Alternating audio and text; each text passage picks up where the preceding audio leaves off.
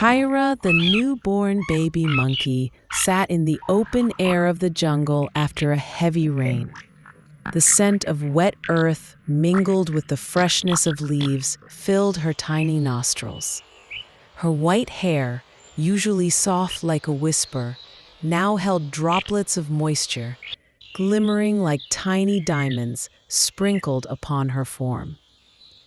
Kyra's big, round eyes, like dark jewels, looked around in wonder. The jungle post-rain seemed magical.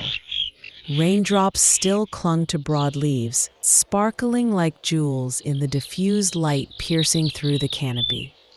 The ground beneath her, damp and squishy, emitted the rich aroma of wet soil. Kyra felt it with her bare bottom, a new sensation. She reached out a miniature hand, wanting to touch a raindrop, clinging to a leaf's edge. Her finger made contact. The drop trembled delicately.